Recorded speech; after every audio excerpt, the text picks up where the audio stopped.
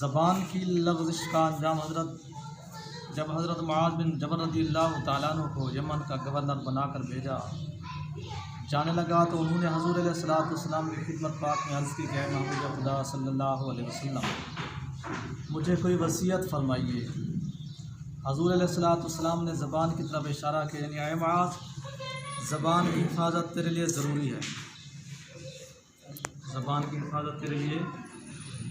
حضرت معاذ بن جبل رضی اللہ تعالیٰ عنہ نے گویا اس بات کو ہلکا جانا اور عرض کی کہ اے اللہ تعالیٰ کے محبوب صلی اللہ علیہ وسلم مجھے کوئی نصیحت کیجیے۔ حضور علیہ السلام نے ارشاد فرمایا کہ تیری ماں تجھ پر روئے، لوگ اپنی زبانوں کی پشیمانی کی وجہ سے جہنم میں اوندھے منہ گرائے جائیں گے۔ یعنی جس نصیحت کو تم نے معمولی سمجھا ہے، یہ اسی وجہ سے تو لوگ جو ہے نا جہنم میں اوندھے منہ گرائے جائیں گے۔ حضرت حسن بصری رضی اللہ تعالیٰ عنہ فرماتے ہیں کہ جس کی گفتگو زیادہ ہو اس کی غلطیاں بھی زیادہ ہوتی ہیں، اور جس کے پاس مال کی بہتات ہو اس کے گناہ بھی زیادہ ہوتے ہیں۔ مال زیادہ ہوگا فضول خرچی زیادہ ہوگی، مال زیادہ ہوگا تکبر آئے گا، مال زیادہ ہوگا شیطان ذہن پر سوار ہوگا، مال زیادہ ہوگا زکوٰۃ نہیں دے گا، صدقے نہیں دے گا، اور جو بد اخلاق ہو وہ عذاب بھی لے گا۔ حضرت سفیان ثوری رضی اللہ تعالیٰ عنہ روایت کرتے ہیں کہ کسی آدمی کو تیر مارنا میرے نزدیک زبان کے تیر مارنے سے زیادہ بہتر ہے۔ وہی وہ دنوں کی بات یاد آ گئی نا کہ کلہاڑی کے زخم بھول جاتے ہیں، چھوٹ جاتے ہیں، جو زخم دل پر لگتا ہے باتوں کا گالیوں کا وہ زندگی بھر نہیں بھولتے، کیونکہ زبان کا تیر خطا نہیں ہوتا جبکہ دوسرا تیر خطا ہو جاتا ہے۔ اعضاء کی زبان سے اپیل، یعنی یہ سارے اعضاؤں نے زبان سے ایک اپیل کی تھی، بھلا کیا؟ حضرت ابو سعید خدری رضی اللہ تعالیٰ عنہ سے روایت ہے کہ جب انسان صبح اٹھتا ہے تو سارے اعضاء زبان سے یہ سوال کرتے ہیں، کہتے ہیں کہ اے زبان ہم تجھے اللہ تعالیٰ کی قسم دیتے ہیں کہ تو ثابت قدم رہنا، اگر تو ثابت قدم رہی تو ہم بھی ثابت قدم رہیں گے۔ آنکھوں کو، ہاتھوں کو، پاؤں کو تکلیف آتی ہے تو زبان کی وجہ سے آتی ہے۔ کسی کو ہاتھ کڑیاں لگتی ہیں تو زبان کی وجہ سے لگتی ہیں، کسی کے پاؤں باندھے جاتے ہیں تو زبان کی وجہ سے باندھے جاتے ہیں۔ مطلب جو بھی کسی کو کوئی تکلیف سزا ہوتے ہے تو زبان کی وجہ سے ہوتے ہیں نا، زبان نے جھوٹ بولا ہوتا ہے، زبان نے کسی کا گلہ کیا ہوتا ہے، زبان نے کسی کا شفا وغیرہ کیا ہوتا ہے وغیرہ۔ اور اگر تو لغزش کھا گئی تو ہم بھی لغزش میں چلے جائیں گے۔ حضرت ابو ذر غفاری رضی اللہ تعالیٰ عنہ کے بعد ایک مرتبہ حضرت ابو ذر غفاری رضی اللہ تعالیٰ عنہ کعبے کے پاس کھڑے ہو کر فرمانے لگے کہ لوگوں جو مجھے جانتا ہے وہ تو جانتا ہے، اور جو نہیں جانتا وہ جان لے کہ میں جندم بن جنادہ غفاری ابو ذر غفاری رضی اللہ تعالیٰ عنہ صحابی رسول اور مشہور و معروف۔ اور لوگوں مہربان خیر خواہ بھلائی کی طرف ہو، لوگ ان کے ارد گرد جمع ہوئے۔ آپ رضی اللہ تعالیٰ عنہ فرمانے لگے اے لوگوں، تم میں سے جو شخص دنیا میں سفر کرنا چاہے وہ ارادہ کے بغیر سفر نہیں کر سکتا، وہ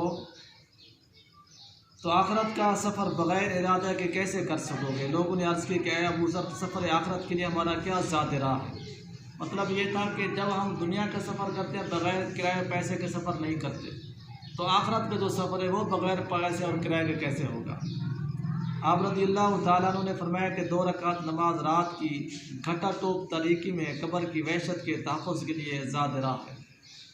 رات کی تاریکیوں میں 2 نوافل، جس کو تہجد بھی آپ کہہ سکتے ہیں، تہجد سے ہٹ کر صرف خدا کے خوف سے اور اللہ تعالیٰ کی رضا کے لیے 2 رکعتیں قبر کی تاریکی۔ شدید گرمی میں روزہ میدان حشر کے لیے زاد راہ ہے، اور مسکینوں پہ صدقہ اور خیرات کرنا مشکل اور تنگ دستی عذاب سے نجات دیتا ہے۔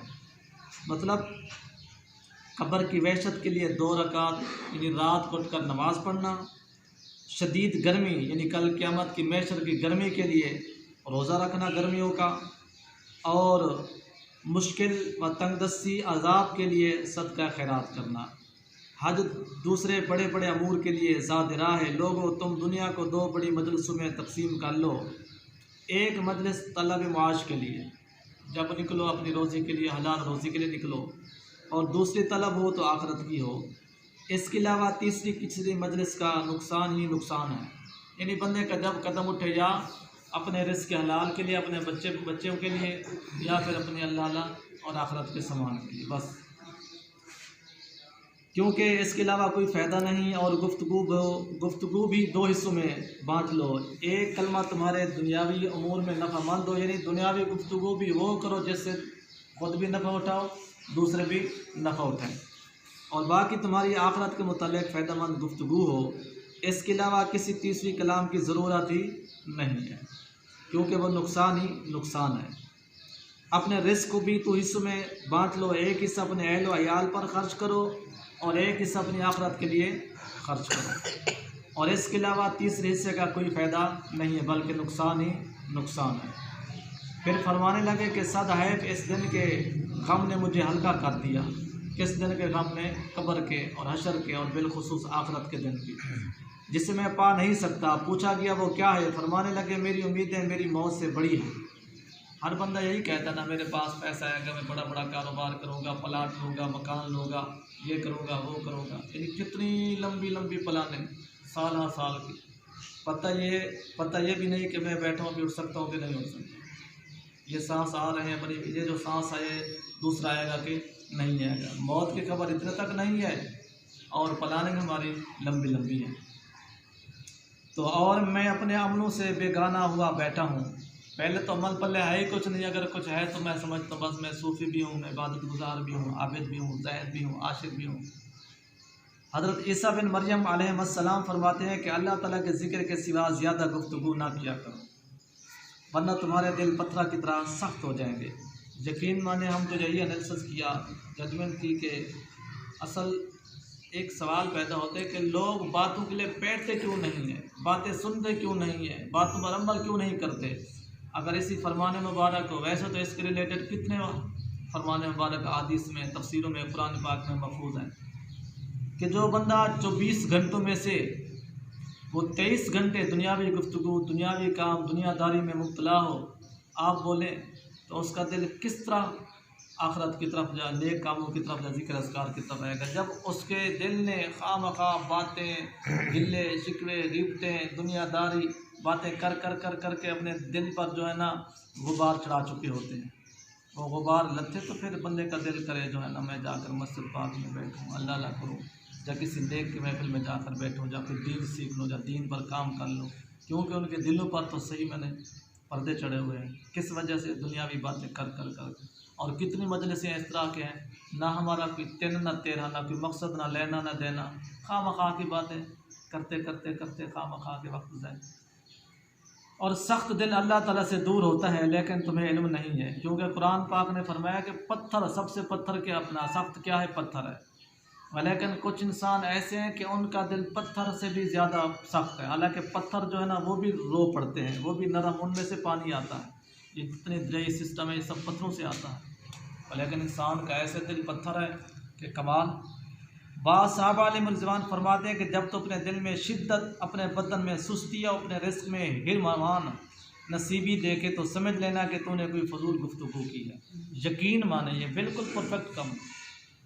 جب دیکھو کہ ہاتھ تنگ دست ہے، ذریعہ معاش کی طرح یعنی رزق نہیں آ رہا، تو اس میں دیکھ لو، یا پھر کوئی سستی، یعنی سستی جو ہے نا یہ بھی نحوست کی علامت ہے، یا پھر کوئی ایسا جملہ ہم سے منہ سے نکل گیا ہوگا جس کی پاداش میں وہ چند دن یا چند گھڑیاں یا چند مہینے وہ آزمائش کے آ جاتے ہیں۔